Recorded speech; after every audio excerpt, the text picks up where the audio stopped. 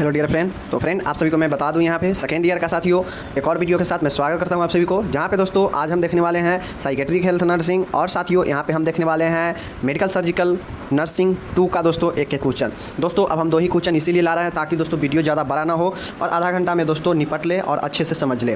तो चलिए आप लोग दोस्तों देखते जाइए, एग्जाम तक दोस्तों सभी प्रकार के क्वेश्चन आपको कवर कर लिया जाएगा। तो दोस्तों और जो भी दोस्तों 1 नंबर वस्तुनिष्ठ प्रश्न ऑब्जेक्टिव प्रश्न जो पूछा जाता है उसको दोस्तों हम स्पेशल वीडियो में कर लेंगे। बाकी दोस्तों ये वीडियो जो सुबह आता है इसको देखते चलिए। तो दोस्तों चलिए हम शुरू करते हैं।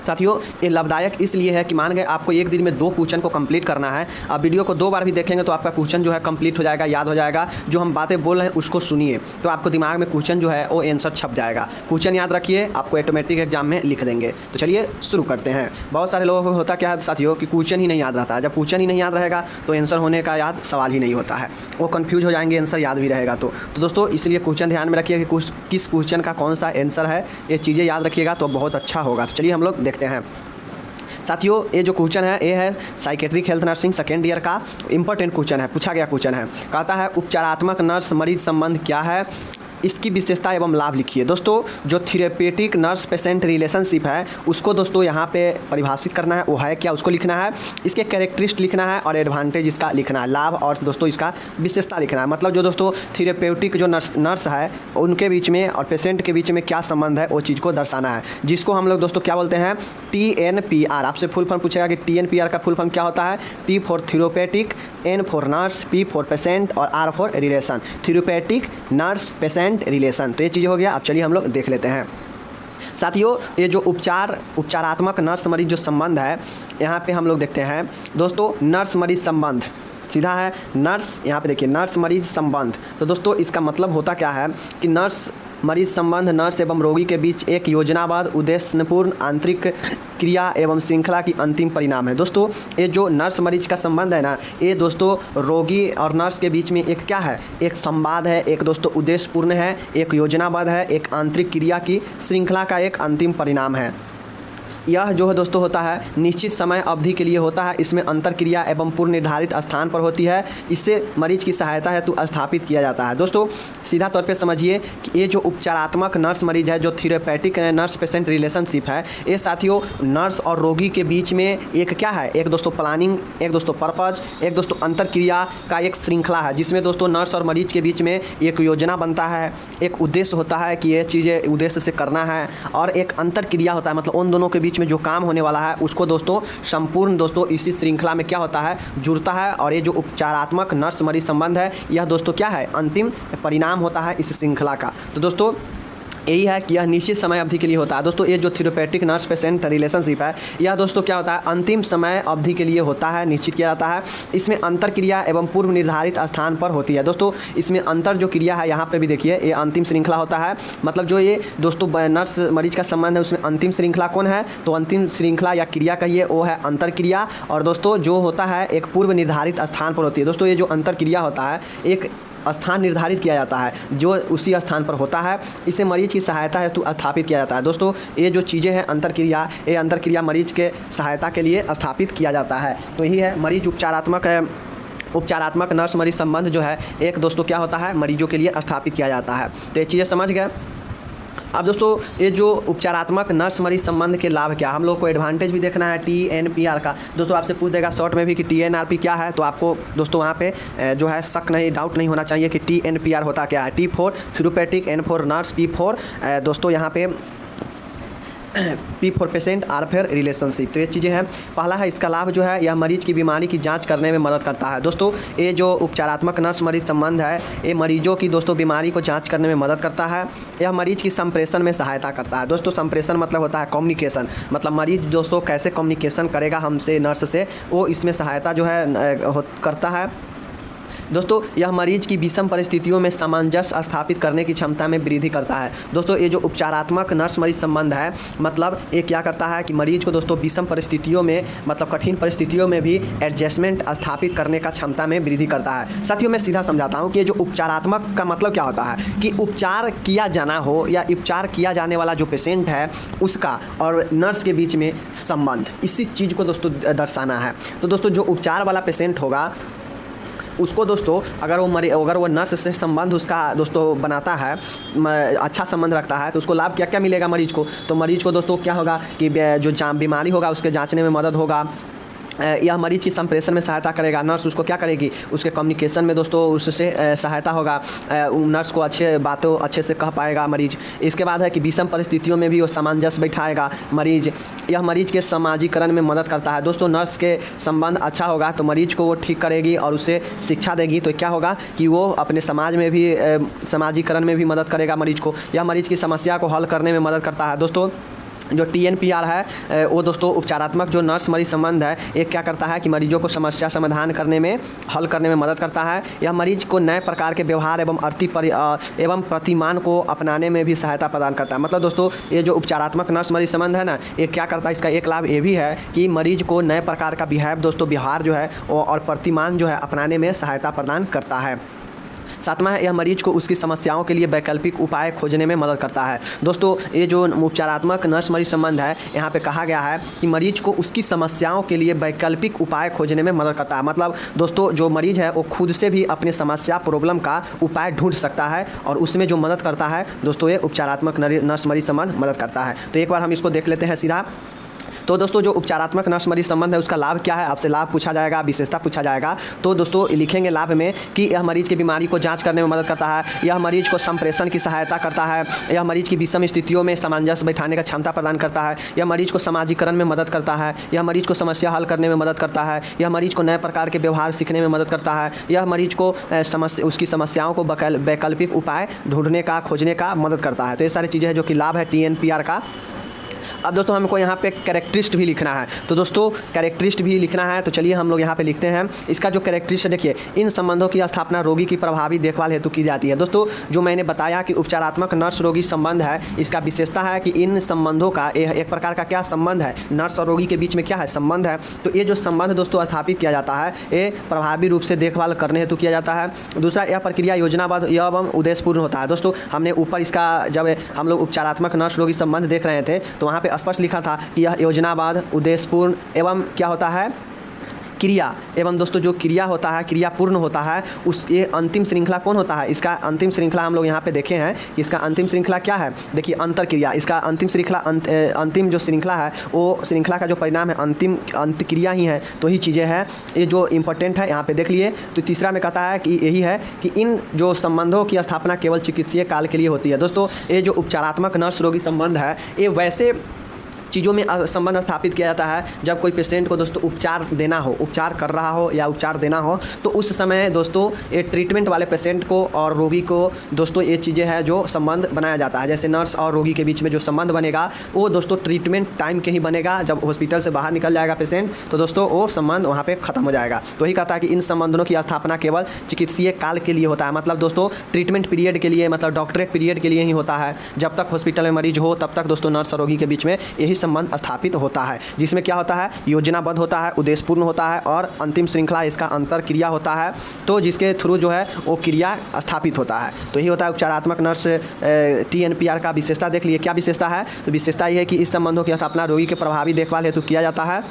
मतलब प्रभावी ढंग से रोगी को देखभाल बनाया जाए इसलिए किया जाता है। यह प्रक्रिया योजनाबद्ध एवं उद्देश्यपूर्ण होता है। इस संबंधों की स्थापना केवल चिकित्सीय काल के लिए ही होता है। तो ये चीज़ हो गया इसका विशेषता। अब दोस्तों यहाँ पे हम लोग से लॉन्ग क्वेश्चन पूछा जाएगा, तो वो तो हो गया उसका उपचारात्मक नर्स रोगी संबंध क्या है, उसका विशेषता या लाभ क्या है, वो हो गया। अब आप दोस्तों इसका B नंबर में पूछेगा कि right phase of therapeutic nurse patient relationship. मतलब दोस्तों आपसे क्वेश्चन पूछेगा कि विभिन्न चरण लिखे, आपसे पूछेगा स्टेप लिखे, अवस्था लिखे या चरण लिखे, क्या चरण होगा थेरेपेटिक नर्स पेशेंट का। तो आपको ये लिखना पड़ेगा, लॉन्ग क्वेश्चन में ये पूछा गया है। तो साथियों ये जो है ये यहाँ पे 2 क्वेश्चन दिया है, लेकिन आपसे क्वेश्चन पूछा जाएगा 10 नंबर में, तो वहाँ पे A B C करके एक ही क्वेश्चन में दिया रहता है और आपको लिखना रहेगा। तो वो जो क्वेश्चन ऊपर वाला लाभ और विशेषता था उपचारात्मक नर्स का, यहाँ पे है A है, इसका स्टेज है, चरण स्टेप है, तो ये सारी चीज़ें हैं, फेज है। चलिए हम देखते हैं दोस्तों नर्स रोगी संबंध की अवस्थाएं, मतलब फेज या इसी को स्टेप भी बोल सकते हैं। तो दोस्तों उपचारात्मक नर्स रोगी के संबंध के विभिन्न अवस्थाएं हैं, विभिन्न स्टेप है, क्या क्या है, चलिए देखते हैं। पहला है पूर्ण अंतःक्रिया चरण। दोस्तों पहला है प्री इंटरेक्शन फेज। सीधा दीजिए कि पूर्व अंतःक्रिया चरण, मतलब नाम से यह स्पष्ट है कि अंतःक्रिया मतलब अंतःक्रिया के पहले का चरण। तो दोस्तों यह अवस्था नर्स व रोगी के मध्य वास्तविक संपर्क से ही शुरू हो जाती है। इसमें जिसमें नर्स स्वयं की रोगी देखभाल, अपने भय को कम करने व अपनी कमियों को दूर करने में काम में लेती है। इसमें नर्स निम्न कार्य करती है। दोस्तों ये जो पूर्व अंतःक्रिया है, ये मतलब होता है कि अंतःक्रिया करने से पहले जो दोस्तों संबंध स्थापित बनाया जाता है नर्स और रोगी के बीच में, वो होता है पूर्व अंतःक्रिया चरण। तो प्री इंटरेक्शन फेज ये होता क्या है, यह अवस्था नर्स व रोगी के मध्य वास्तविक संपर्क से पहले ही शुरू हो जाता है। दोस्तों ये जो होता है पूर्व अंतःक्रिया, ये होता है कि इसमें जो नर्स है वो रोगी से मिली नहीं है, लेकिन ये जो है उसके तैयारी के लिए एकदम सजग रहती है। जहाँ पे जो नर्स है क्या करती है, स्वयं का देखभाल करती है, स्वयं को भय से दूर करती है, और उसके अंदर अगर कोई कमियां हैं तो उसको वो दूर करने में इसको काम में लेती है। किसको? पूर्व अंतःक्रिया चरण के। तो आपसे अगर पूछा जाएगा कि आप फेज बताइए, स्टेज बताइए थेरेपेटिक नर्स पेशेंट रिलेशनशिप का, तो उसमें जो पहला होगा पूर्व अंतःक्रिया चरण। इसमें होता क्या है कि यह जो अवस्था, जो ये पहला चरण होता है, यह चरण जो है नर्स और पेशेंट के वास्तविक मिलन से जो है वो पहले ही शुरू हो जाता है। मतलब सीधा समझिए कि इसमें नर्स जो है पेशेंट से मिली हुई नहीं रहती है, मतलब पेशेंट आने वाला हो कोई भी पेशेंट, उससे पहले ही ये अपना पूर्व तैयारी करके रखती है। जैसे नर्स स्वयं को देखभाल कर लेगी कि हाँ हम कितना रेडी है, कितना सही है, ये चीज़ वो अपने डर का जो है वो डर से अलग होगी, डर को दूर करेगी, कम करेगी, और अपने अंदर जो कमियाँ होगा उसको क्या करेगी, दूर करने की कोशिश करेगी। और यही जो फर्स्ट स्टेप है, यही होता है फर्स्ट स्टेप में ही। इसमें जो नर्स करेगी वो क्या काम करेगी, तो चलिए हम लोग आगे देखते हैं। दोस्तों इसमें जो नर्स काम करेगी वो है स्वयं के भय, अंधविश्वास और दुर्भावनाओं को हटाना। दोस्तों मैंने पहले ही बताया कि नर्स इसमें पूर्व जो चरण है, पहला जो प्री इंटरेक्शन जो फेज है, यहाँ पे होता पूर्व अंतः जो क्रिया है, उसमें ये होता है कि नर्स अपने अंदर के जो डर है उसको दूर करेगी, अपना देखभाल करेगी, अपना भय दूर करेगी, और दोस्तों जो कमी है उसको दूर करेगी। अब इसी सब चीज़ में क्या क्या करेगी, तो चलिए हम लोग देख लेते हैं। वह स्वयं के भय, अंधविश्वास और दुर्घटनाओं को हटाएगी, स्वयं को आत्मविश्वास बढ़ाएगी, सेल्फ कॉन्फिडेंस, पूर्वाग्रह को छोड़ना, मतलब वो पूर्वाग्रह को छोड़ना, मतलब प्री जुडिस रिमूव, मतलब पहले ही वो निर्णय ले लेगी, उसको छोड़ेगी। मरीजों से संबंधित जानकारी एकत्रित करना, मतलब वो क्या करेगी, मरीज से पहले ही वो क्या करेगी, मरीज के देखे बिना ही वो क्या करेगी कि मरीज का सारा जानकारी एकत्रित करेगी। अपने स्वास्थ्य दल के अन्य सदस्यों की सलाह लेगी। उसके बाद अंतःक्रिया चरण के लिए अपने लक्ष्यों को निर्धारित करेगी, अपनी संप्रेषण कला में सुधार लाएगी, और स्वयं को मानसिक रोगी की देखभाल हेतु तैयार करना। दोस्तों मैंने जो बताया कि अपने अंदर की कमियां दूर करेगी, मतलब अपने अंदर संप्रेषण कला में सुधार लाएगी, अपने स्वास्थ्य को देखेगी, अपने अंदर से भय विश्वास को दूर करेगी, अपने जो आत्मविश्वास है उसको बढ़ाएगी, पूर्वाग्रह है उसको दोस्तों प्रीजुडिस जो है उसको हटाएगी, मरीजों के जो एकत्रित जानकारी है उसको इकट्ठा करेगी, अपने स्वास्थ्य दलों को सलाह लेगी। तो यही सब चीज़ें इसमें होता है पूर्व दोस्तों अंतःक्रिया चरण में जो फेज है। दोस्तों दूसरा है परिचय चरण। दूसरा जो है दोस्तों ओरिएंटेशन फेज। अब पूर्व चरण में होता क्या है, तो चलिए हम लोग यहाँ पे देखते हैं। दोस्तों जो पूर्व चरण है यहाँ पे आप लोग देख सकते हैं, इस चरण में नर्स और रोगी के मध्य परिचय करवाया जाता है तथा नर्स रोगी संबंध स्थापित करने के लिए मंच तैयार करती है। नर्स को शुरुआती अवस्था में निम्न बातों का ध्यान रखना चाहिए। दोस्तों जो पहला था क्या, प्री इंटरेक्शन फेज, मतलब पूर्व अंतःक्रिया चरण, मतलब वहाँ पे पेशेंट से नर्स मिली नहीं है, लेकिन वो खुद को तैयार कर रही है पेशेंट के लिए, और कौन कौन से कमियां हैं उसको दूर करेगी, कौन भय कौन चीज़ है खुद का देखभाल कर लेगी कि हाँ सब चीज़ सही है। तो वो होता है प्री इंटरेक्शन फेज, पहला चरण पूर्व अंतःक्रिया। दूसरा है जब दूसरा चरण आएगा, मतलब जो उपचारात्मक नर्स रोगी संबंध का जो दूसरा चरण है, दूसरा अवस्था है, वो है दोस्तों परिचय चरण, ओरिएंटेशन फेज। इसमें होता क्या है कि इस चरण में जो है नर्स और रोगी को क्या किया जाता है, परिचय करवाया जाता है एक दूसरे से, तथा नर्स रोगी संबंध स्थापित करने के लिए यह मंच जो है तैयार करती है। नर्स को शुरुआती अवस्था में निम्न बातों का ध्यान रखना चाहिए। दोस्तों पहला तो हो गया कि उसमें नर्स खुद को तैयार रखेगी, उसको पेशेंट से कोई अभी जानकारी नहीं है, मिलन नहीं है। लेकिन जो दूसरा परिचय चरण है, इसमें होता क्या है कि इस चरण में नाम से स्पष्ट है परिचय चरण, मतलब इसमें जो है पहला जो है नर्स जो है वो रोगी से, नर्स और रोगी के बीच में जो है, नर्स और रोगी के मध्य में है परिचय करवाया जाता है, तथा जो नर्स रोगी संबंध है उसको स्थापित करने के लिए यही दूसरा जो चरण है ये मंच तैयार किया जाता है यहीं पे। और इसमें जो दोस्तों नर्स है जो कुछ बातें को ध्यान में रखनी चाहिए, तो वो ये सब बातें हैं जो कि चलिए देखते हैं। कौन कौन सी बातें हैं? नर्स रोगी के मध्य विश्वासपूर्ण संबंधों को स्थापित करना। दोस्तों जब परिचय होगा तो नर्स को ये चाहिए कि नर्स और रोगी का जो विश्वास है उसके बीच में संबंध स्थापित हो, मतलब विश्वास के तौर पे। दूसरा है रोगी के प्रति आदर व देखभाल का दृष्टिकोण प्रदर्शित करना। मतलब दोस्तों जो रोगी है वो रोगी के प्रति जो नर्स है उसका रवैया जो होना चाहिए एक रिस्पेक्टफुल होना चाहिए और रिस्पेक्टफुल होते हुए उसका देखभाल का प्रदर्शित करना चाहिए।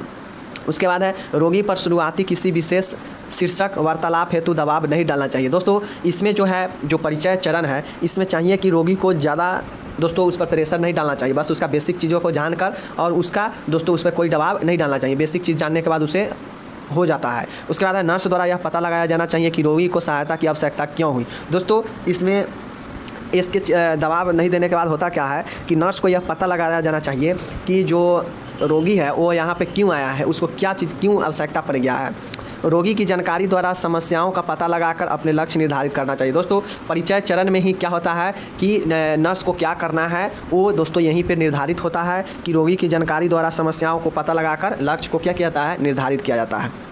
नेक्स्ट है इस चरण में अभिप्रेरण संप्रेषण व विश्वास का वातावरण तैयार करना। दोस्तों परिचय चरण में ही क्या होता है, मोटिवेशन और संप्रेषण, कम्युनिकेशन और फैथफुल दोस्तों वातावरण तैयार किया जाता है। मतलब सीधा समझिए कि परिचय चरण में होता क्या है कि नर्स जो है पेशेंट को चीज़ें को जानेगी कि आखिर पेशेंट यहाँ आना क्यों पड़ा, उसको आवश्यकता क्यों पड़ गया, तो वो चीज़ को जानेगी। नर्स जो है ज़्यादा उस पर पेशेंट पे दबाव नहीं डालेगी, बस उसे बेसिक चीज़ों को जानकर उसे ज़्यादा दबाव नहीं डालना चाहिए। वार्तालाप बस विशेष शीर्षक पे नहीं, मतलब अलग तरीक़ों से नहीं करना चाहिए, बस थोड़ा मोड़ा उसके जान लेना चाहिए। और एक विश्वासपूर्ण जो है दोस्तों संबंध स्थापित करना इसमें चाहिए। एक दोस्तों रिस्पेक्टफुल तौर पे केयर के लिए रोगी के सामने रखना चाहिए नर्स को। तो ये सारी चीज़ें हैं यहाँ पे अभिप्रेरण, संप्रेषण और विश्वास का दोस्तों वातावरण तैयार करना चाहिए। तो ये परिचय चरण है जहाँ पे जो है नर्स जो है वो पेशेंट को सारे चीज़ों को तैयार करेंगी। अब है एक कार्य अथवा चिकित्सीय चरण। दोस्तों तीसरा फेज है कि यहाँ पे कार्य अथवा चिकित्सीय चरण। अब इसमें होता क्या है कार्य अथवा चिकित्सीय चरण में, तो चलिए हम लोग देखेंगे। पहला क्या था साथियों, प्री इंटरेक्शन फेज, मतलब पूर्व अंतःक्रिया। दूसरा था कि परिचय चरण। तीसरा है कार्य चरण। अब दोस्तों परिचय हो गया तो अब यहाँ पे कार्य होगा या दोस्तों उसको थेरेप्यूटिक फेज होगा, मतलब उसको उपचार चरण होगा, चिकित्सीय चरण होगा। इस चरण में चिकित्सक संबंधी पूर्ण किए जाते हैं। इस चरण में उद्देश्यों को पूरा करने के लिए सक्रियता से काम करते हैं। इस चरण में निम्नलिखित कार्यों को किया जाता है। दोस्तों कार्य अथवा जो चिकित्सीय चरण है इसमें इस चरण में चिकित्सीय संबंधी जो पूर्ण किए जाते हैं और इस चरण में दोस्तों उद्देश्यों को पूरा करने के लिए सक्रियता से दोस्तों काम किया जाता है। मतलब इसमें जो नर्स होती है दोस्तों वो क्या करना है पेशेंट के लिए और क्या उद्देश्य से, परिचय में जो हमने क्या उद्देश्य रखा है वो उस पर ये जोर से यहाँ पे काम होने लगता है। और इस चरण में जो है कार्य अथवा चिकित्सीय चरण में कौन कौन सी चीज़ें होता है इसको दोस्तों ध्यान में यहाँ पे रखा जाता है। कौन से है, समस्याओं को हल करना। दोस्तों ये जो कार्य होता है वहाँ पे देखा जाता है कि हमें कौन सी चीज़ करना है और समस्या है तो उसको कैसे हल करें। दूसरा है विश्वास और संपर्क कायम रखना। दोस्तों इसी कार्य अथवा चिकित्सीय चरण में विश्वास और संपर्क कायम रखना जाता है। रोगी की अंतर्दृष्टि और वास्तविकता को ज्ञान को प्रोत्साहन देना। दोस्तों जो रोगी है उसको अंतः जो दृष्टि है और दोस्तों जो वास्तविकता ज्ञान है, मतलब वह अंतर्दृष्टि के मतलब होता है दोस्तों कल्पना, मतलब वह अपने अंदर कल्पना जो करता है या दोस्तों उसके वास्तविक मतलब कल्पना और रियल में जो भी उसके अंदर जो ज्ञान है उसको प्रोत्साहन देगी नर्स। उसके बाद है उद्देश्यों को प्राप्त करने के लिए काम का निरंतर मूल्यांकन करना। दोस्तों हमें क्या करना है, हमारा पर्पज क्या है। अगर दोस्तों जब तक हम उस पर्पज तक नहीं पहुँचे हैं, उस उद्देश्य तक नहीं पहुँचे हैं, तब तक हम अपने काम को क्या करते हैं, निरंतर मूल्यांकन करते रहते हैं कि हमने ये काम कितना सही ढंग से करते आ रहे हैं, कितना किए हैं, कितना हैंडल हो गया। तो ये मूल्यांकन होता है। रोगी की आत्मनिर्भरता तथा निर्णय करने की योग्यताओं के लिए प्रोत्साहित करना। दोस्तों ये जो कार्य अथवा चिकित्सीय चरण है इसमें होता क्या है कि चिकित्सीय संबंधित कार्य पूर्ण किए जाते हैं या दोस्तों इस चरण में उद्देश्यों को पूरा करने के लिए होता क्या है कि काम को जोर से सक्रियता से किया जाता है। तो इसमें होता क्या है, जो कुछ चीज़ें हैं, कुछ इस चरण में जो कार्य किया जाएगा वो होगा कि समस्याओं को हल किया जाएगा, विश्वास और संपर्क कायम रखा जाएगा, रोगी की दृष्टि और वास्तविकता के ज्ञान को प्रोत्साहित दिया जाएगा और उद्देश्यों को प्राप्त करने के लिए काम का निरंतर मूल्यांकन किया जाएगा, रोगी की आत्मनिर्भर तथा निर्णय करने की योग्यता के लिए प्रोत्साहित किया जाएगा। तो दोस्तों जो थेरेपेटिक पेशेंट रिलेशनशिप है, नर्स पेशेंट जो रिलेशनशिप है, मतलब दोस्तों जो दोस्तों यहाँ पे आप लोग देख रहे हैं PTNRP जो है दोस्तों यहाँ पे ये आप सभी देख रहे हैं कि ये तीसरा चरण कार्य अथवा चिकित्सीय चरण में क्या क्या किया जाता है। तो ये चीज़ें हैं, मतलब इसमें जो है दोस्तों समस्याओं को हल किया जाएगा, विश्वास संपर्क कायम रखा जाएगा, रोगी को अंतर्दृष्टि और वास्तविकता को जो ज्ञान है उसको प्रोत्साहन दिया जाएगा, उद्देश्यों को प्राप्त करने के लिए सक्रियता से दोस्तों मूल्यांकन किया जाएगा और रोगी के आत्मनिर्भर निर्णय करने की योग्यता के लिए प्रोत्साहित करेगा, जिससे जो रोगी है वो आत्मनिर्भर हो सके और निर्णय ले सके, इसके लिए प्रोत्साहित किया जाता है इसी कार्य और चिकित्सीय चरण में। अब दोस्तों इसका लास्ट कुछ चीज़ें हैं यहाँ पे, लास्ट है यहाँ पे देखिए आप लोग, इसका जो चरण का है चौथा चरण है। कुल इसमें 4 चरण है। कौन कौन चरण है इसको हम पहले देख लेते हैं, फिर से एक बार रिपीट कर देंगे। चौथा चरण है कि समापन चरण, मतलब दोस्तों टर्मिनेशन फेज। यह TNPR या TNPR therapeutic nurse patient relationship का अंतिम चरण है, जो दोस्तों समापन चरण है। समापन मतलब होता है क्या कि समाप्ति, जो दोस्तों समाप्ति का या TNPR का क्या है अंतिम चरण है। इसमें निम्नलिखित बातें शामिल है दोस्तों। जो उपचारात्मक नर्स रोगी संबंध है वो दोस्तों क्या है, यह समापन चरण है, यह आखिरी चरण है। इसका संबंध के समाप्त होने के विषय में भावनाएं जानना। दोस्तों जो संबंध है उसके समाप्त होने के विषय में भावनाएं जानना, मतलब जो नर्स और रोगी के बीच में क्या दोस्तों भावना रहा है उसको दोस्तों यहाँ पे जानेगा। उस विषय को रोगी व नर्स दोनों के बीच परस्पर बातचीत के दौरान हुए अनुभवों को बांटना। जब दोस्तों ये काम अपना जो ये फेज है, चरण है, समाप्ति की ओर जाएगा नर्स रोगी संबंध का, तो उसमें होता क्या है कि देखते हैं दोस्तों ना कि जब कोई व्यक्ति से संबंध होता है और जब कुछ दिनों के लिए या अलग होने लगता है तो देखते होइएगा कि वो जो अपने बीती बातें हैं उसको क्या करता है, थोड़ा दोहराता है कि हमने ये किया, आपके साथ ये किया। तो यही चीज़ें हैं कि वो अपने जो नर्स है और जो रोगी है वो अपने परस्पर बातचीत के दौरान हुए अनुभवों को बांटेगा। लक्ष्यों की प्राप्ति के विकास का मूल्यांकन करेगा। जो लक्ष्य का रखा था दोस्तों नर्स, उसके जो प्राप्ति हुआ है उसका जो भी विकास है उसको मूल्यांकन करेगा। रोगी की भावी योजनाएं, अनुकूल नीतियों एवं जीवन शैली के विषयों में जांच करना। जो दोस्तों रोगी है उसके जो भी योजना बनाया गया, जो भी अनुकूल उसका पॉलिसी नीति है, जो जीवन शैली है उसके विषय में यहाँ पे जांच किया जाएगा। जब पेशेंट जाने लगेगा तो निकट भविष्य में थेरेपी की आवश्यकताओं की पूर्ति के लिए प्रक्रियाओं का निर्धारण। दोस्तों अगर भविष्य में कभी भी थेरेपी की आवश्यकता पड़ता है तो उसका निर्धारण करने के लिए प्रक्रिया को यहाँ पे क्या किया जाएगा, बताया जाता है। तो यही जो दोस्तों सारे चीज़ करके यहाँ पे ये दोस्तों जो संबंध है वो ख़त्म होता है, समाप्त होता है। और समाप्ति के मतलब समापन चरण के साथ इस चरण का दोस्तों समाप्ति होता है। तो दोस्तों मैंने यहाँ पे क्या 4 चरण देखा, उपचारात्मक नर्स रोगी संबंध में जो 4 फेज देखा हमने। 4 फेज कौन कौन सा था, प्री इंटरेक्शन दोस्तों फेज, मतलब पूर्व अंतःक्रिया चरण, जहाँ पे सिर्फ और सिर्फ नर्स अपना सारे चीज़ों को तैयार करती है, अपने डर, अपने भय, आत्मविश्वास को बढ़ाती है, अपना देखभाल करेगी, अपने अंदर की कमियों को दूर करेगी। वो होता है प्री इंटरेक्शन फेज, वहाँ पे नर्स रोगी से नहीं मिली हुई रहती है। दूसरा आता है परिचय फेज। परिचय फेज में होता क्या है कि वहाँ पे जो नर्स है वो क्या करती है, वो नर्स और रोगी के बीच में पहला बार जो मुलाकात होता है, जो परिचय कराया जाता है, वो होता है परिचय दोस्तों फेज, परिचय चरण। जहाँ पे जो है दोस्तों क्या होता है, उसके अंदर कुछ चीज़ें होता है जिसमें होता ये है कि वहाँ पे लक्ष्य को निर्धारित किया जाता है। पेशेंट से जो परिचय किया जाता है उसमें कुछ चीज़ों को जानकर ज़्यादा उस पर जोर नहीं दिया जाता है, रिस्पेक्टफुली जो है उससे बात किया जाता है। तो ये सारी चीज़ें होता है। तीसरा था दोस्तों वर्क या दोस्तों थेरेपेटिक रिलेशन, मतलब दोस्तों कार्य या चिकित्सीय संबंध, चिकित्सीय चरण। तो इसमें होता था क्या था कि यहाँ पे कार्य को करने के लिए दोस्तों या चिकित्सीय कार्य को पूर्ण किया जाता है इस फेज में, मतलब ट्रीटमेंट का काम यहाँ पे इस फेज में, तीसरा फेज में पूरा किया जाता है। वहाँ पे रोगी का आत्मविश्वास बढ़ाया जाता है, रोगी को प्रोत्साहन किया जाता है, रोगी को दोस्तों जो बौद्धिक चीज़ें हैं, मतलब जो ट्रीटमेंट के तौर पर जो एक मानसिक रोगी को किया जाता है, किया मतलब उसके आत्मविश्वास बढ़ाना, उसको परस्पर संबंध बनाए रखना, उसके मनोबल को बढ़ाना, जिससे वो सामाजिकरण को क्या करेगी, अच्छा कर पाएगा। तो ये सारी चीज़ें वो वहाँ पे होता है, जो एक ट्रीटमेंट के जरिए होता है। चौथा चरण है जब ट्रीटमेंट हो जाएगा, कार्य हो जाएगा वहाँ पे, तो दोस्तों चौथा चरण होता है अब समाप्ति की ओर चलेगा, समापन चरण की ओर चलेगा, मतलब टर्मिनेशन फेज। जहाँ पे दोस्तों होता क्या है कि यह आखिरी फेज होता है और इस आखिरी फेज में होता क्या है कि संबंध को समाप्ति होने के अंतिम चरण है। और यहाँ पे जो है विषय को जाना जाता है कि हमने क्या किया, अपने अनुभवों को बांटा जाता है, जो लक्ष्य हमने रखा था उसके कितना विकास, कितना प्राप्ति हुआ है उसका मूल्यांकन किया जाता है। रोगी के जो योजना है, मतलब जो उसके जीवन में दोस्तों और सारे जो थेरेपी का अगर आवश्यकता पड़ेगा तो उसके प्रक्रियाओं के बारे में उनको समझाया जाएगा और सारे चीज़ करके तब वो दोस्तों यहाँ पे समाप्ति होता है इस संबंध का। तो ये आप अगर आपसे फेज पूछा जाएगा तो इस प्रकार से आप बता देंगे।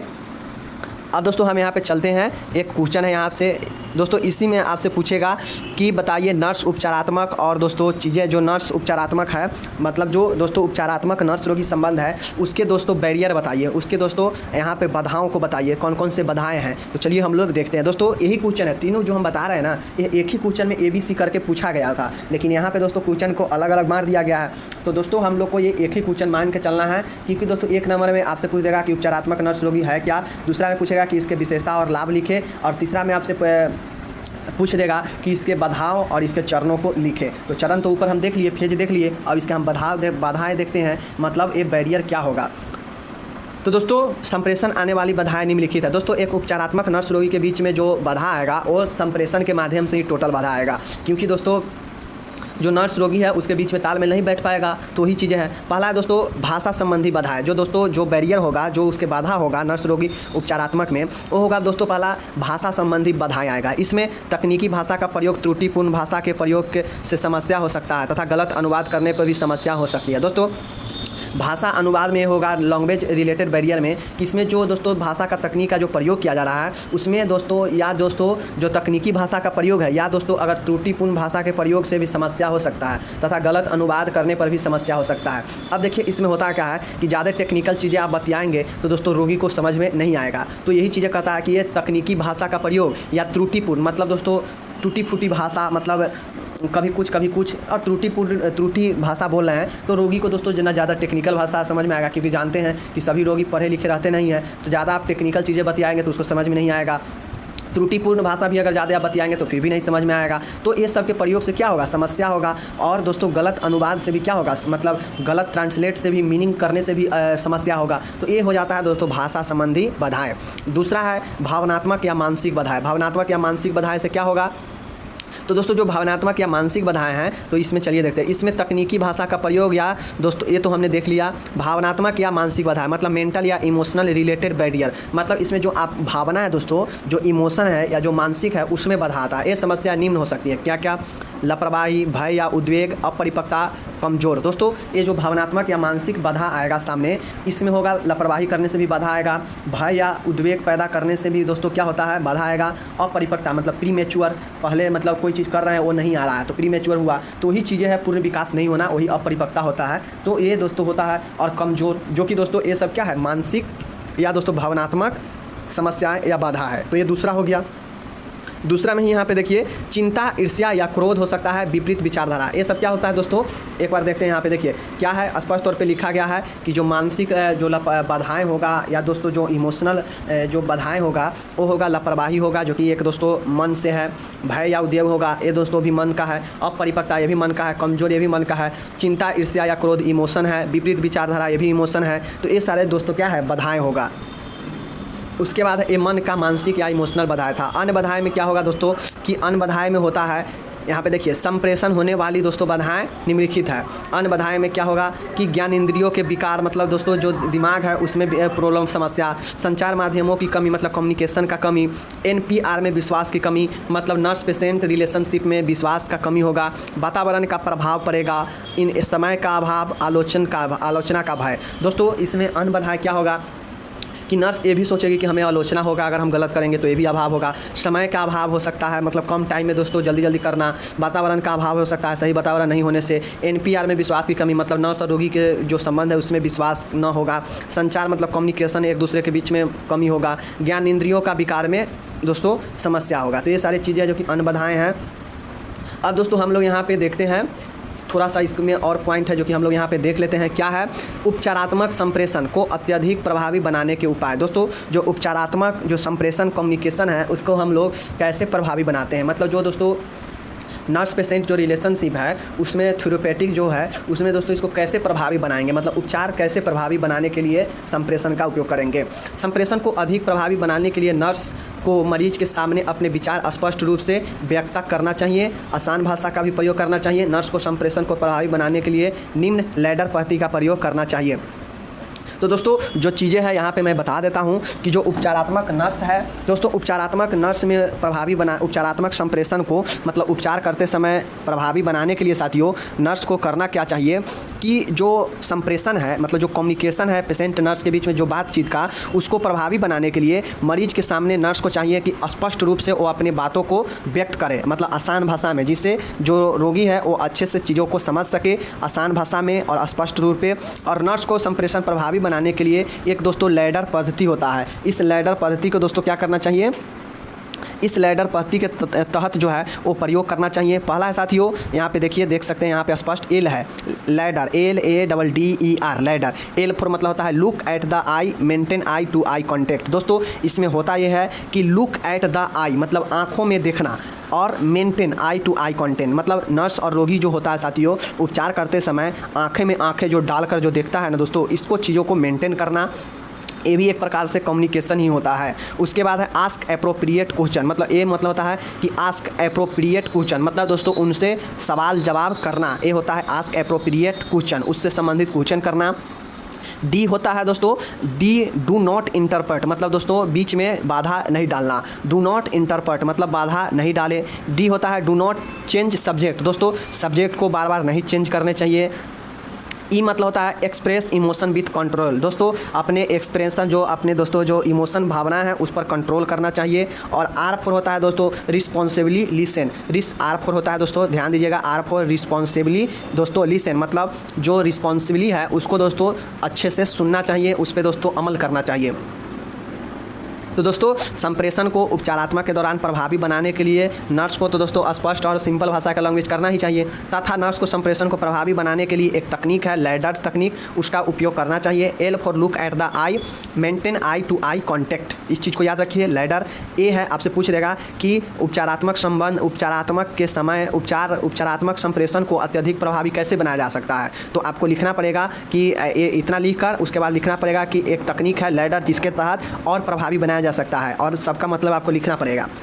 तो एल का मतलब होता है look at the eye, maintain eye to eye contact, मतलब आंखों से आंखों में देखकर इसको मेंटेन किया जाएगा। ए है आस्क एप्रोप्रिएट क्वेश्चन, मतलब क्वेश्चन सवाल जवाब पूछा जाएगा। डी है डू नॉट इंटरप्रेट, मतलब बीच में दोस्तों नहीं बाधा डाला जाएगा। डी है दोस्तों do not change subject, subject को नहीं चेंज किया जाएगा। ई है एक्सप्रेस इमोशन विथ कंट्रोल, अपने भावनाओं पर दोस्तों कंट्रोल रखा जाएगा। आर है रिस्पॉन्सिबली लिसन, मतलब रिस्पॉन्सिबली के तरह एक रिस्पॉन्सिबिलिटी लेकर उसे सुनना चाहिए रोगी के बातों को। तो पेशेंट ये सारे चीज़ों को रोगी और पेशेंट के बीच में इस तरीक़ा से चीज़ों को संप्रेषण होता है लैडर पद्धति के तहत। हो गया, एक क्वेश्चन समाप्त होता है। आपसे पूछेगा ABC करके में या एक ही में दोस्तों दे देगा, तो आपको लिख डालना है, बहुत तेज़ी से हम समझा दिए हैं। अब चलिए हम लोग देखते हैं नेक्स्ट में। नेक्स्ट यहाँ पे क्वेश्चन है, देखिए साथियों आपसे क्वेश्चन पूछेगा कि एपेंडाइसिटिस होता क्या है, मतलब दोस्तों जो एपेंडाइसिटिस मतलब एपेंडिसाइटिस क्या है, इसके कारण लक्षण निदान जटिलता। दोस्तों जो आप लोग यहाँ पे समझिए कि जो आपका मेडिकल सर्जिकल 1 है, मेडिकल सर्जरी नर्सिंग 2 है, उसमें दोस्तों ज़्यादातर क्वेश्चन में बीमारी से संबंधित, क्योंकि वहाँ पे जानते हैं कि इसका अर्थ ही होता है मेडिकल सर्जिकल, मतलब मेडिकल और सर्जरी के थ्रू औषध और दोस्तों औषध और सर्जरी दोनों के मिला के दोस्तों बीमारी को ठीक किया जाता है। तो दोस्तों यहाँ पे बीमारी के बहुत ज़्यादा पढ़ना है, तो दोस्तों वही बीमारी को जो पढ़ना है तो उसमें कारण लक्षण निदान और नर्सिंग उपबंध सब चीज़ लिखना होता है। तो यही एपेंडाइसिटिस है, इसमें भी हमको लिखना है। देखिए यहाँ पे वेरी इंपॉर्टेंट क्वेश्चन है, तो आप लोग इसको समझिए। चलिए देखते हैं एपेंडिसाइटिस है क्या। तो साथियों यहाँ पे जो एपेंडिसाइटिस है, यहाँ पे देखिए आसान तौर पे छोटी आंत एवं बड़ी आंत के संयोजक स्थल पर पाए जाने वाले दोस्तों वर्मी फॉर्म अपेंडिक्स में प्रदाह को एपेंडिसाइटिस कहलाता है। साथियों क्या समझे एपेंडिसाइटिस होता क्या है, तो दोस्तों जो छोटी आंत और जो बड़ी आंत के जो संयोजक है, जो जोड़ने वाला स्थल है दोस्तों, वहाँ पे पाए जाने वाला जो वर्मी फॉर्म अपेंडिक्स होता है उसमें दोस्तों प्रदाह हो जाता है। प्रदाह होना एपेंडिसाइटिस कहलाता है। साथियों प्रदाह होने का मतलब क्या है, इन्फ्लामेशन। इन्फ्लामेशन का मतलब होता क्या है कि वहाँ पे दोस्तों विकार उत्पन्न होगा, प्रॉब्लम उत्पन्न होगा, या तो दोस्तों उसमें सूजन आ जाएगा या तो उसमें दोस्तों घाव बन जाएगा, तो यही दोस्तों प्रदाह होता है। तो दोस्तों ये जो आप लोग क्या समझे एपेंडिसाइटिस का मतलब, तो वेरी इंपॉर्टेंट क्वेश्चन है, समझिएगा। तो एपेंडिसाइटिस का मतलब है कि छोटी आंत और बड़ी आंत के जो संयोजक स्थल है, जो जुड़ने वाला स्थल है, वहाँ पे दोस्तों जो वर्मी फॉर्म अपेंडिक्स पाया जाता है ना, उसमें दोस्तों क्या होता है इन्फ्लामेशन, प्रदाह होना एपेंडिसाइटिस कहलाता है। तो ये चीज़ें समझ गए, मतलब सीधा समझिए कि यहाँ पे बड़ी आंत है और यहाँ पे दोस्तों ये है जोड़ने वाला जो दोस्तों ये छोटी आंत है, मतलब ये बड़ी आंत मानिए, ये छोटी आंत मानिए। तो इसके दोस्तों जो जोड़ने वाला जो स्थल है ना, यहाँ पे क्या होगा, यहाँ पे कुछ यहाँ पे एक पाया जाता है दोस्तों वर्मी फॉर्म अपेंडिक्स पाया जाता है, अपेंडिक्स होता है दोस्तों। तो इसमें दोस्तों जो अपेंडिक्स पाया जाता है वर्मी फॉर्म, इसमें दोस्तों क्या आ जाएगा, प्रॉब्लम आ जाता है, मतलब दोस्तों प्रदाह होना क्या कहलाता है, एपेंडिसाइटिस कहलाता है। तो ये चीज़ हो गया। अब इसका कारण देखते हैं, कॉज देखते हैं, इसका क्या कारण हो सकता है एपेंडिसाइटिस होने का। तो दोस्तों आंत जो होता है, मतलब जो दोस्तों इंटेस्टाइन है, आंत मार्ग में अवरोध होगा, मतलब दोस्तों जो इंटेस्टाइनल ऑब्स्ट्रक्शन हो जाएगा, मतलब आंत जो मार्ग है उसमें अवरोध हो जाएगा। पेट में चोट लगना, दोस्तों पेट में चोट लगेगा तो इससे भी दोस्तों एपेंडिसाइटिस हो सकता है, मतलब वर्मी फॉर्म अपेंडिक्स में प्रॉब्लम आ जाएगा। अपेंडिक्स का मुड़ जाना, दोस्तों जो ट्विस्टिंग ऑफ अपेंडिक्स, मतलब जो आपका अपेंडिक्स है उसको मुड़ जाएगा। बैक्टीरियल वायरल इन्फेक्शन, दोस्तों बैक्टीरियल वायरल इन्फेक्शन हो सकता है। बेरियम का सेवन, दोस्तों अत्यधिक बेरियम का सेवन हो सकता है, या दोस्तों ट्यूमर हो सकता है कोई चीज़। तो कारण क्या देख लिए कि आंत मार्ग में दोस्तों अवरोध होगा, पेट में चोट लगा होगा, कभी अपेंडिक्स दोस्तों इधर से उधर मुड़ जाएगा। उसके बाद दोस्तों बैक्टीरियल वायरल इन्फेक्शन हो सकता है, बेरियम का सेवन हो सकता है, या दोस्तों ट्यूमर के कारण अपेंडिसाइटिस हो सकता है। तो ये सारी चीज़ें हैं। अब दोस्तों यहाँ पे इसका लक्षण, सिम्टम्स, साइन या सिम्टम एक ही होता है। तो क्या होता है, अब दोस्तों हम कारण जान लिए, मैंने पहले भी बताया कि कारण जान लिए तो उसका लक्षण देखेंगे कि ये क्यों हुआ। कारण जान लिए तो अब देखेंगे कि जब ये होगा तो दोस्तों उसमें क्या दिखाई देगा, लक्षण क्या होगा। तो चलिए अपेंडिसाइटिस का लक्षण देखते हैं। नाभि के चारों ओर दर्द होगा, जो दोस्तों आपका जो प्रीम्बिलिसियन है वो दोस्तों प्रीम्बिलिकल पेन होगा, मतलब नाभि के चारों ओर दर्द होगा। पेट में दाईं तरफ निचले भाग में दर्द होगा। दोस्तों मतलब सीधा समझिए कि पेट में जो राइट साइड है उसके राइट के निचले भाग में दर्द होगा, जहाँ पे अपेंडिक्स होगा वहीं पे दर्द होगा। तो इसका मतलब जो पेट के दाईं तरफ से निचले भाग में अपेंडिक्स होगा वहीं पे दर्द होगा। तो ये चीज़ें हैं। अब दोस्तों आपसे पूछा जाएगा क्वेश्चन, मतलब सॉरी यही लक्षण में ही अगला है कि पेट में ऐंठन होगा। दोस्तों दर्द अलग होता है और ऐंठन अलग होता है, तो इस चीज़ को आप लोग समझिए। उसके बाद है दोस्तों तेज व उथला श्वास। दोस्तों जब आपका दर्द होगा या दोस्तों अपेंडिसाइटिस में होगा क्या कि आपका जो है वो दर्द अत्यधिक होगा, या दोस्तों पेट में ऐंठन होगा, या दोस्तों तेज एवं उथला सांस होगा। दोस्तों उसके बाद है यहाँ पे देखिए तीव्र ज्वर, हाई फीवर हो सकता है, भूख नहीं लगेगा मतलब एनोरेक्सिया होगा, जी मचलना मतलब नौसिया, और दोस्तों धड़कन तेज होना मतलब टैकीकार्डिया। धड़कन तेज होने का मतलब, टैकीकार्डिया का मतलब होता है कि दोस्तों हाई दोस्तों पल्स रेट, मतलब 120 से ऊपर जो पल्स रेट होता है वो टैकीकार्डिया होता है। तो ये चीज़ें हो गया, हम लोग देख लिए कि नाभि के चारों ओर दर्द होगा, पेट में दर्द होगा, पेट में ऐंठन होगा, तेज बुखार लगेगा मतलब तीव्र ज्वर होगा, भूख नहीं लगेगा, तेज हुआ दोस्तों उथला श्वसन होगा, धड़कन तेज हो जाएगा, जी मचलेगा, भूख नहीं लगेगा। तो ये सब चीज़ें हैं जो कि दोस्तों आपको अपेंडिसाइटिस में होगा, लक्षण दिखाई देगा। अब दोस्तों इसका क्या डायग्नोसिस किया जाएगा, मतलब क्या उपचार के लिए दोस्तों इसका तरीका अपनाया जाएगा, और क्या इसको टेस्ट, डायग्नोसिस में दोस्तों टेस्ट होता है, आप उसमें क्या क्या टेस्ट करवाएंगे इस चीज़ को लिखा जाता है डायग्नोसिस में। तो दोस्तों पहला तो है कि इसका टेस्ट के तौर पे इतिवृत्ति लेना, मतलब पेशेंट का इतिहास लेना, बीमारी कितने दिन से है, कब से है, कैसे हुआ, ये चीज़ होता है इतिवृत्ति लेना। दूसरा है शारीरिक परीक्षण, मतलब बॉडी का टेस्ट करवाया जाएगा। उसके बाद है WBC काउंट करवाया जाएगा, एब्डोमिनल अल्ट्रासाउंड, मतलब जो हमारा उदर क्षेत्र है उसका दोस्तों अल्ट्रासाउंड कराया जाएगा। स्टूल कल्चर एग्जामिनेशन, दोस्तों जो हमारा मल है उसका दोस्तों यहाँ पे टेस्ट कराया जाएगा। ब्लड इन्वेस्टिगेशन, ब्लड टेस्ट होगा, CT स्कैन भी हो सकता है। तो इन सारे दोस्तों इन्वेस्टिगेशन से, डायग्नोसिस से चीज़ों को दोस्तों है निदान किया जाएगा। तो ये चीज़ हो गया, समझ गए, इजी है। इसमें से 2-4 भी लिख दीजिएगा तो हो जाएगा निदान में। अब दोस्तों इसका जटिलता क्या हो सकता है, मतलब दोस्तों हानिकारक कब हो सकता है, मतलब इसमें अपेंडिसाइटिस में क्या दोस्तों खतरनाक हो सकता है, तो चलिए देखते हैं। तो दोस्तों इसमें जो जटिलता, कॉम्प्लिकेशन, मतलब और ज़्यादा हानिकारक जो होगा वो होगा कि अपेंडिक्स का फट जाना। दोस्तों अपेंडिसाइटिस आप लोग देखते होइएगा कि बहुत सारे केस में ये होता है कि फलाने का दोस्तों अपेंडिक्स फट गया है, तो वही दोस्तों उसको अपेंडिसाइटिस हुआ होगा, तो ये अपेंडिक्स फट जाएगा, ज़्यादा दोस्तों प्रॉब्लम होगा, ज़्यादा जटिल अवस्था में। बड़े क्षेत्र में दोस्तों इसका संक्रमण फैल जाएगा, मतलब बड़े क्षेत्र में संक्रमण का फैलना क्या कहलाता है, सेप्सिस कहलाता है। तो दोस्तों बड़े क्षेत्र में संक्रमण फैल सकता है। बड़ी आंत में पर्दा हो जाएगा, दोस्तों कोलिटिस, जो आपका बड़ी आंत है दोस्तों उसमें पर्दा हो जाएगा, क्योंकि जानते हैं हमारे बड़ी, छोटी और बड़ी आंत के दोस्तों क्या है, बीच में दोस्तों जो संयोजित जगह है उसमें जो दोस्तों अपेंडिक्स होता है उसमें पर्दा हो जाता है, उसी को हम लोग अपेंडिसाइटिस कहते हैं। तो दोस्तों ये बड़ी आंत में पर्दा हो जाएगा। पेरिटोनियम का पर्दा हो जाएगा, दोस्तों जो पेरिटोनियम कैविटी होता है उसमें दोस्तों इन्फ्लामेशन करवा हो जाएगा। मृत्यु भी हो सकता है, दोस्तों अपेंडिक्स फटने से मृत्यु भी हो जाता है। तो दोस्तों इसका जटिलता क्या होगा, अगर अपेंडिसाइटिस है तो उस अवस्था में दोस्तों अपेंडिसाइटिस जो है तो उस अवस्था में दोस्तों जो होगा कि अपेंडिक्स फट जाएगा, बड़े क्षेत्र में संक्रमण फैलेगा, बड़ी आंत में दोस्तों क्या होगा, पर्दा हो जाएगा, पेरिटोनियम पर्दा हो जाएगा दोस्तों, या मृत्यु भी हो सकता है इस सब चीज़ों से। तो इसका जटिलता हो जाता है, तो इसीलिए दोस्तों हाई रिस्क उसमें नहीं लग। अब दोस्तों मेडिकल उपचार जो होता है, यहाँ पे देखिए मेडिकल उपचार क्या होगा। तो दोस्तों जो मेडिकल उपचार होगा मतलब मेडिकल ट्रीटमेंट होगा, इसके बाद हम लोग देखेंगे नर्सिंग सर्जिकल ट्रीटमेंट देखेंगे। दोस्तों एक है इसमें मेडिकल ट्रीटमेंट का मतलब क्या होता है साथियों, मेडिकल ट्रीटमेंट होता है कि मतलब डॉक्टर दवाई के थ्रू या दोस्तों अपने एक्सरसाइज के थ्रू जो चीज़ें करवाएगा वो होता है मेडिकल उपचार, और दोस्तों जो चीज़ें सर्जरी मतलब ऑपरेशन के थ्रू सही होगा वो होता है सर्जिकल ट्रीटमेंट। तो ये मेडिकल उपचार, इसमें दोनों तरीका का उपचार हो सकता है। इसका दवाई के मतलब मेडिकल के थ्रू जो होगा एंटीबायोटिक दवाई देना। अगर दोस्तों एंटीबायोटिक दवाई दिया जाता है सेफेक्टाजाइम, मतलब जो दोस्तों सेफेक्टाजाइम है ये दिया जाएगा, एमेक्सासिन दिया जाएगा, मेट्रोनिडाजोल दिया जाएगा। तो ये चीज़ें समझिए, सेफोटाइजाइम दिया जाएगा, यहाँ पे है सेफोटाइजाम, और दोस्तों एमिकासिन और दोस्तों मेट्रोनिडाजोल, ये एंटीबायोटिक दवाएँ हैं जो कि दोस्तों अगर आँत का इन्फेक्शन ये सब में ये दिया जाएगा।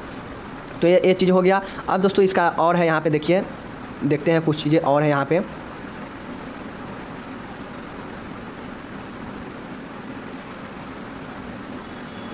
देखिए दोस्तों, यहाँ पे मेडिकल ट्रीटमेंट में है एनाल्जेसिक दवाएं। दोस्तों ट्रामाडोल डाइक्लोफोलिक सोडियम, आप लोग जानते हैं कि जो एनाल्जेसिक दवाइयाँ होता है साथियों, जो एनाल्जेसिक दवाइयाँ होता है वो दर्द निवारण होता है। तो अगर पेट में दर्द करता है उस समय दोस्तों ट्रामाडोल या दोस्तों डाइक्लोफेनिक दिया जाएगा, डाइक्लोफेनिक सोडियम। एंटीपायरेटिक दवाएँ दोस्तों पैरासीटामोल, एंटीपायरेटिक दवाएँ होता है कि पैरासीटामोल मतलब दोस्तों इसमें होता ये है कि इसमें दर्द के साथ अगर बुखार है शरीर में तो उसको भी ये पैरासीटामोल मारता है। एंटासिड दवाई, अगर गैस बनना है तो एंटासिड दवाई दिया जाएगा, पेन 40, और एक होता है रेनिटाइडिन 150 mg। तो ये दोनों चीज़ें हैं, गैस का दवाई है। और एक होता है दोस्तों एंटी एमेटिक दवाइयाँ भी दिया जाएगा, मतलब एंटीमेटिक ड्रग भी दिया जाएगा। तो ये 5 तरीके से दोस्तों इलाज किया जाएगा। कौन कौन सा? पहला एंटीबायोटिक दवाई, एनाल्जेसिक दर्द का दवाई, एंटीपायरेटिक दर्द और दोस्तों बुखार दोनों का दवाई, एंटासिड दवाई गैस का दवाई, और एंटामेटिक दवाइयाँ जो कि सब दिया जाता है, और ये मेडिकल ट्रीटमेंट होता है। अब दोस्तों अगर किसी को मेडिकल ट्रीटमेंट से सही नहीं हो रहा है तो उसको क्या किया जाएगा? सर्जिकल उपचार दिया जाएगा। जो कि दोस्तों अपेंडिक्स में होता क्या है कि आमतौर पे जो मेडिकल दवाइयाँ हैं वो काम नहीं करता है, क्योंकि ऊपर में आप लोग देखें वो सब नॉर्मल दवाई है, कहीं भी आपको उसको अपेंडिक्स को या कुछ को हटाने का दोस्तों वहाँ पर ट्रीटमेंट है नहीं। तो जिसको दोस्तों अगर अपेंडिक्स में प्रॉब्लम होगा उसको तो सर्जरी ही कामगार होगा। तो चलिए हम लोग देखते हैं। तो दोस्तों जो सर्जिकल ट्रीटमेंट है यहाँ पर देखिए, अपेंडाइटिस का प्रभावी एवं एकमात्र उपचार शल्य क्रिया द्वारा अपेंडिक्स को शरीर से हटाना। मैंने क्या बताया कि दोस्तों मेडिकल जो ट्रीटमेंट है वो नॉर्मल दर्द उर्द गैस उसके लिए है, लेकिन अगर दोस्तों अपेंडिक्स अगर होता है तो उस अवस्था में दोस्तों प्रभावी कोई ट्रीटमेंट है तो वो दोस्तों है सर्जिकल ट्रीटमेंट ही। इसमें होता ये है कि अपेंडिक्स है उसको दोस्तों शरीर से बाहर निकाल दिया जाता है ऑपरेशन के थ्रू, जिससे दोस्तों अपेंडेक्टोमी कहते हैं। दोस्तों आपसे क्वेश्चन पूछेगा, मैंने पहले भी बताया कि आपसे क्वेश्चन पूछेगा कि ये भी लॉन्ग क्वेश्चन है दोस्तों, अपेंडेक्टोटोमी। अब दोस्तों मैंने अपेंडिक्स पढ़ा दिया, अपेंडिसाइटिस पढ़ा दिया,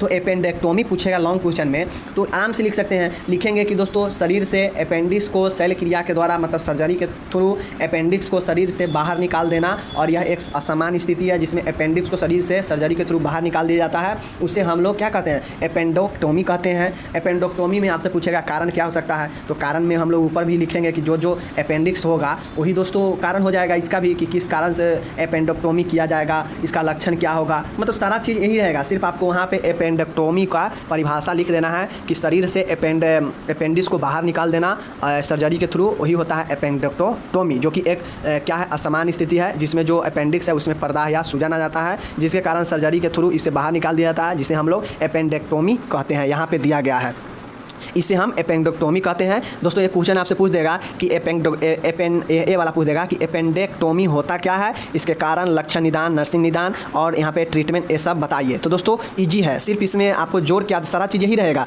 सिर्फ यहाँ पे आपको जोर देना है कि अपेंडेक्टोमी में शरीर से अपेंडिक्स को सर्जरी के थ्रू बाहर निकाल देना। और यह क्यों किया जाता है? जब शरीर में असमान स्थिति उत्पन्न होता है अपेंडिक्स का, तब ये किया जाता है अपेंडेक्टोमी। तो ये चीज़ें है। वर्तमान में लेप्रोस्कोपी अपेंडेक्टोमी की जाती है, जो कि निदान होने के 24 से 48 घंटे में की जाती है। दोस्तों ये जो लेप्रोस्कोपी एनेक्टोमी जो किया जाता है ये दोस्तों होता है 24 से 48 घंटे में किया जाता है निदान होने के, मतलब जो डायग्नोसिस है उसके 24 से 48 घंटे बाद ये अपेंडेक्टोमी किया जाता है। तो ये चीज़ें आप लोग समझ गए, मतलब एक क्वेश्चन से आप लोग 2 लॉन्ग क्वेश्चन समझ गए। सारा चीज़ वही रहेगा, सिर्फ आपको परिभाषा अपेंडेक्टोमी को लिख देना है कि अपेंडिसाइटिस का प्रभावी एकमात्र उपचार शल्य क्रिया द्वारा अपेंडिक्स को शरीर से हटाना, जिसे हम लोग अपेंडेक्टोमी कहते हैं। मतलब यहाँ से लिखेंगे कि अपेंडेक्टोमी में होता यह है कि यह एक समान स्थिति है जिसमें शल्य क्रिया के द्वारा अपेंडिक्स को शरीर से हटाना अपेंडेक्टोमी कहलाता है। वर्तमान में लेप्रोस्कोपी अपेंडेक्टोमी की जाती है, जो कि निदान होने के 24 से 48 घंटे में किया जाता है। तो आपको इतना अपेंडेक्टोमी में लिख देना है। नर्सिंग प्रबंध वही होगा, कारण लक्षण जो ऊपर हम लोग देखे हैं अपेंडिक्स होगा, जो कि अपेंडिक्स होगा तो उसी अवस्था में कारण लक्षण होगा। तो ही सारी चीज़ें हैं। अब दोस्तों ज़्यादा हम लोग नहीं बताएंगे, बहुत वीडियो बड़ा हो जाता है। अब दोस्तों इसका नर्सिंग प्रबंध क्या है, अपेंडिसाइटिस का या दोस्तों अपेंडेक्टोमी का नर्सिंग प्रबंध लिखना होगा। तो कैसे लिखेंगे?